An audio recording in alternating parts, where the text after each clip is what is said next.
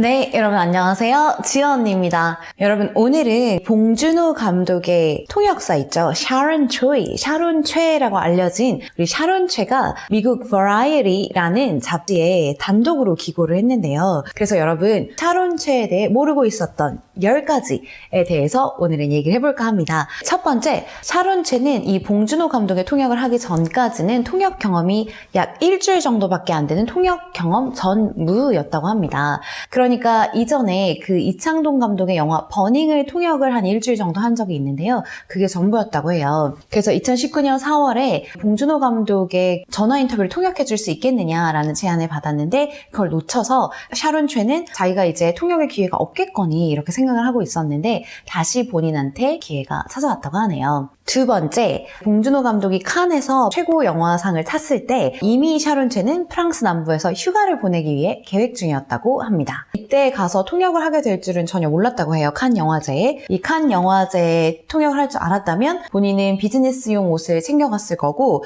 그리고 carry on only flight 이거를 이제 예약을 했다고 하는데, 이 carry on only flight이 뭐냐면요, 우리가 그 따로 짐을 붙이지 않고 본인이 그냥 가져가는 짐 정도만 갖고 비행기를 타서 그런 간편한 플라이트 비행편을 carry on only flight이라고 하는데, 이거를 샤론 최가 예약을 했다고 해요. 그 남부 프랑스 갈 때요. 본인이 알았으면 그렇게 하지 않았을 거라는 거죠. 그리고 8명이 쓰는 호스텔 방도 예약하지 않았을 거라고 하네요. 그러니까 이제 이때부터 우리 샤론 최의 통역 실력과 봉준호 감독의 그런 환상적인 케미스트리가 이제 보이기 시작하는데, 이때도 이 본인은 자기가 칸 영화제에서 이렇게 통역을 하게 될 줄은 잘 몰랐다고 합니다. 세 번째, 샤론 최는 항상 Korean과 English, 그러니까 한국어하고 영어 사이에서 항상 갈등을 하는 그런 사람이었다고 하네요. 네, 일단 샤론 최는 어렸을 때 2년간 미국에서 사신 적이 있습니다. 그래서 이제 그 경험이 우리 샤론 최를 이상한 하이브리드 키드로 만들었대요.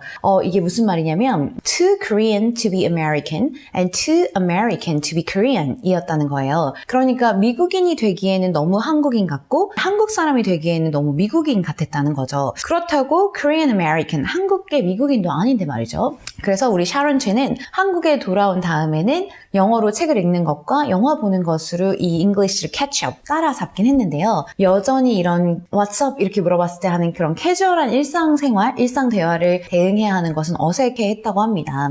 그리고 LA에 있는 대학에 와서야 내 자신의 반절만을 대부분의 사람들과 공유할 수밖에 없구나 하는 사실을 깨닫게 됐대요. 그래서 어떤 영화에 담기에는 이 Korean과 American이라는 두 문화가 너무 많다고 이 샤론 최는 느껴졌는데, 이번에 봉 감독의 영화가 이 모든 장벽을, 모든 barrier들을 없애는 걸 보고 정말 큰 감동을 받고 신기했다고 하네요. 네 번째, 샤론 최는 봉 감독에 대한 페이퍼를 college, 그러니까 대학 시절에 쓴 경험이 있다고 합니다. 샤론 최는 이번에 봉 감독의 말을 통역할 때 많은 도움을 받았는데 그 이유는 몇 가지가 있어요. 이 봉 감독님의 사려 깊음, 그러니까 consideration, 그러니까 사려 깊게 내뱉는 그의 한마디 한마디, 그 다음에 영화를 제작하는 사람, filmmaker로서의 그 사람, 그 다음에 thinker로서의 이 봉 감독이 쓰는 언어에 익숙했던 것이 많은 도움이 되었다고 해요. 그래서 그 모든 것이 이 봉 감독의 언어를 이해하는데 그녀한테 많은 도움이 되었다고 하네요. 다섯 번째, 샤론 최는 가면 증후군에 시달려왔다고 합니다. 이 가면 증후군이 뭘까 제가 한번 찾아봤어요. 이제 샤론 최가 쓴 단어가 imposter syndrome이라고 되어 있는데, 이게 뭐냐면 자신의 성공이 노력이 아니라 순전히 운으로 얻어졌다고 생각하고 지금껏 주변 사람들을 속여왔다고 생각하면서 불안해하는 심리라고 하네요. 그러니까 내가 정말 잘하고 있음에도 불구하고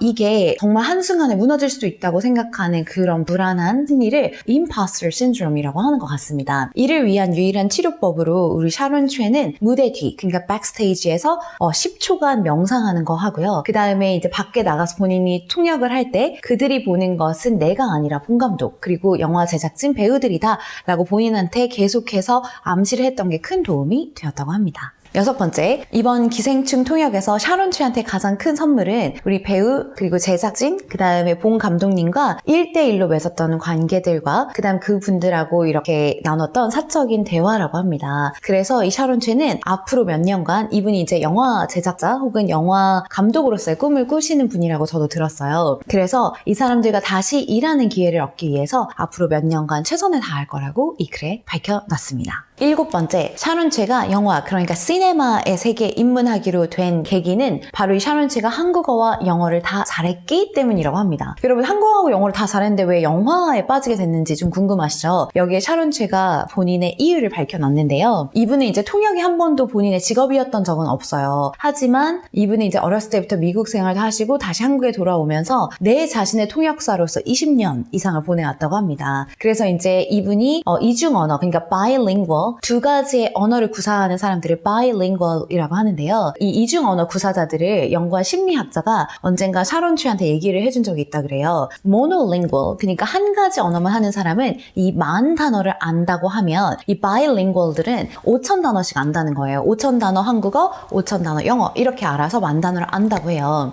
그래서 항상 이 두 가지 언어 중에 하나를 선택해야 되는데 샤론체는 좌절을 겪어왔다고 해요. 그래서 역설적으로 그것이 바로 샤론체가 이 시네마, 영화와 사랑에 빠진 이유라고 합니다. 그래서 이 샤론체는 내 내면을 이 외부 세계와 소통할 수 있는 언어로 바꾸는 그 비슷한 과정, 통역과 비슷한 과정이 바로 시네마를 만드는, 영화를 만드는 과정이라고 생각을 하고요. 이 이유는 원래 하려던 나의 그 뜻과 비슷한 말을 막 찾을 필요가 없고 시네마라는 비주얼 랭귀지로 보여주면 되니까 오히려 이 언어를 둘 다 잘했기 때문에 이 시네마라는 비주얼 언어에 빠지게 되었다고 해요.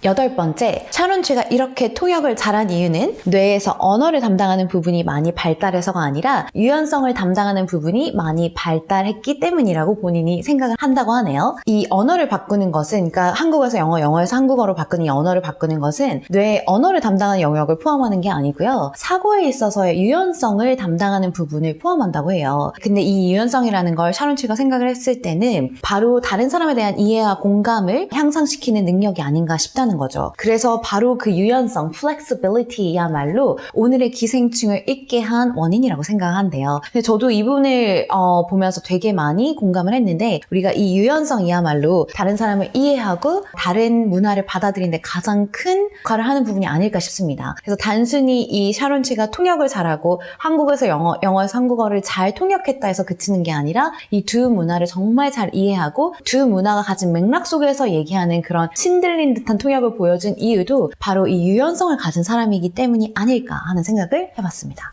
9번째, 샤론체의 이름이 비아그라 광고에 태그돼서 올라갔다고 해요. 네, 이걸 보면서 제가 웃었는데, 자, 이게 왜 그러냐. 이제 샤론체가 우리나라에서 되게 인기를 얻고, 그리고 많은 사람의 사랑과 관심을 받게 되니, 비아그라 광고에 샤론체의 이름이 태그돼서 올라갔었나 봐요. 그런데 이제 이분이 그걸 어떻게 우연히 발견하고, 이 나의 지금의 명성은 15분짜리 명성이구나, 15minute fame이라고 생각을 했다는 거예요. 그런데 이분이 생각했을 때, 본인한테 보내준 호의와 관심, 우리 국민들이 보내주시는 그런 호의와 관심, 사랑 이런 건 정말 감사한 일이지만 명성은 2월 9일을 국가 기생충의 날, 그러니까 National Parasite Day 이렇게 이제 재밌게 표현해 주셨는데 이 National Parasite Day라고 해도 이상하지 않다는 거죠. 그러니까 이 기생충이 정말 온 국민의 관심과 사랑을 받았기 때문에 본인한테도 이 명성과 인기가 왔다고 생각하고 하지만 거기에서 자기가 자만하지 않고 겸손하게 나의 이 명성은 나의 힘으로 이룬 게 아니라고 생각을 하고 다음에 스팸 광고에라도 내 이름이 태그돼서 나올 수 있다고 한다면 그건 그땐 내 이름으로 내 얘기로 나올 수 있게끔 노력한다고 그렇게 겸손하게 밝혀놨습니다.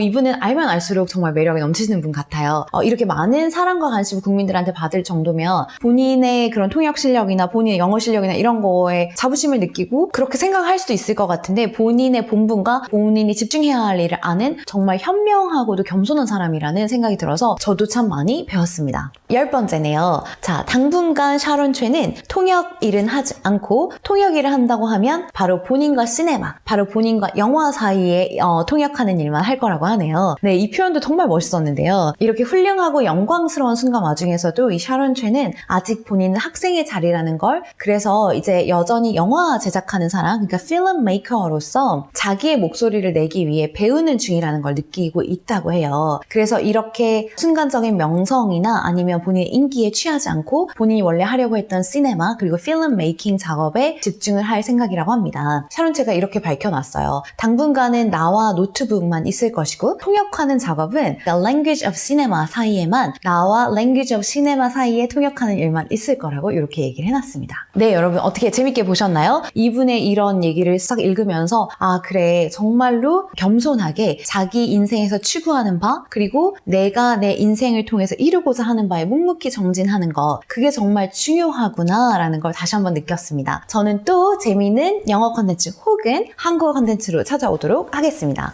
I'll always back you up. Bye!